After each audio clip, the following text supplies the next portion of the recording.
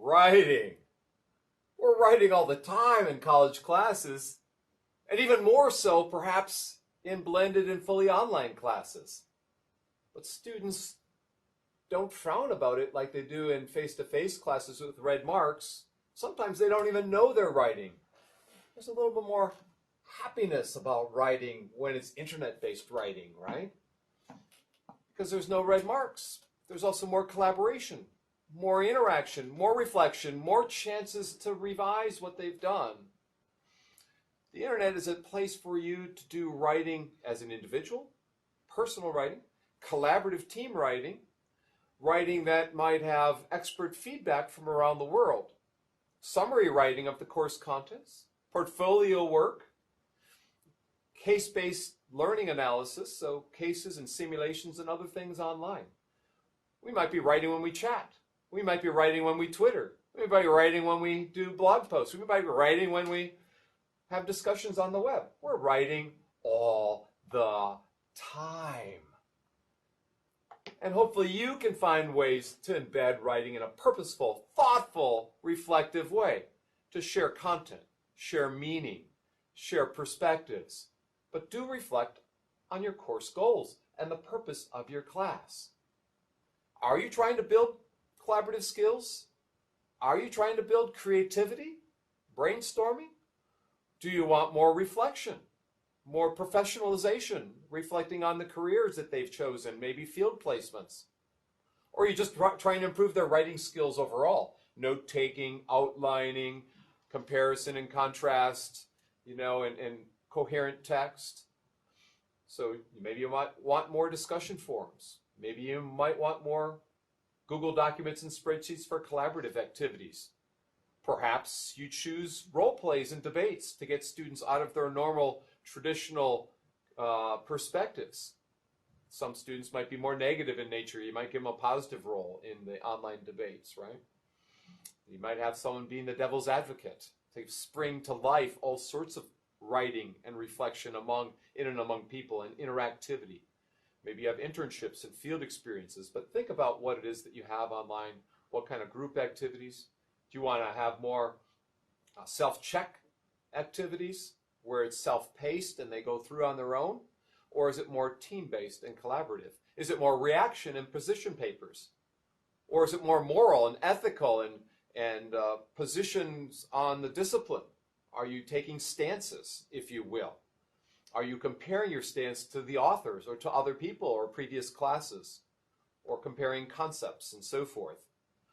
Have your students do a lot of this reflective writing and engage with other people on their reflective writings. As you do that, you'll need to develop assessment schemes. How will you assess their writing? Will it be a one score, a holistic score of some kind?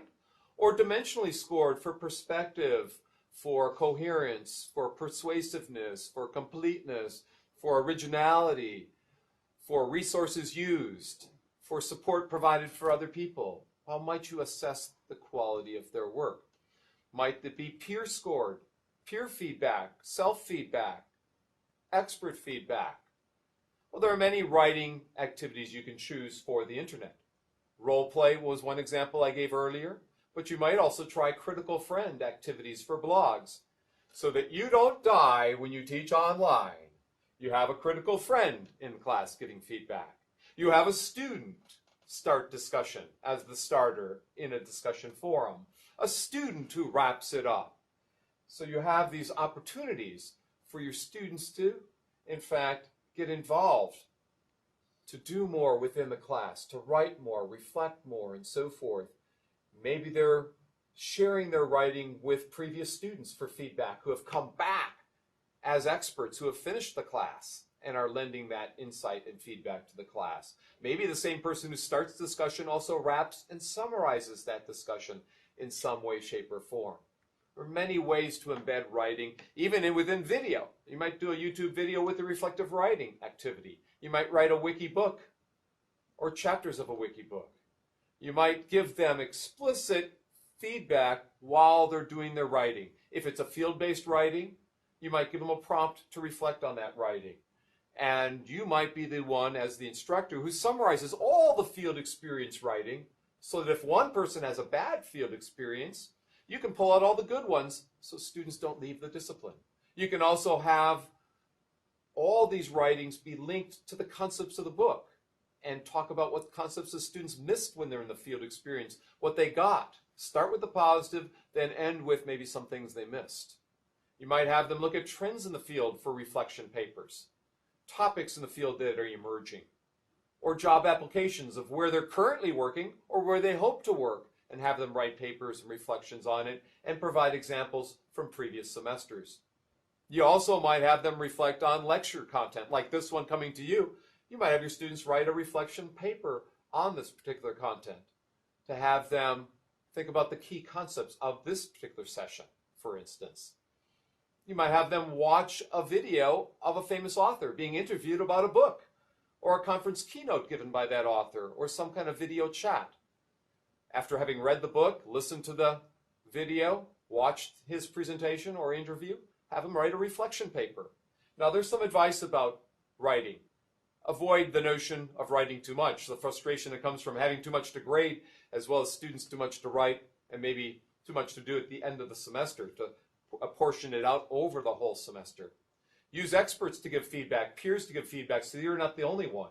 Archive previous writings, samples, so students can see best practices. And as you archive them, your course requirements go up, the standards go up, because you put up the best stuff, and you might put up non-examples or some of the stuff that's maybe not so good.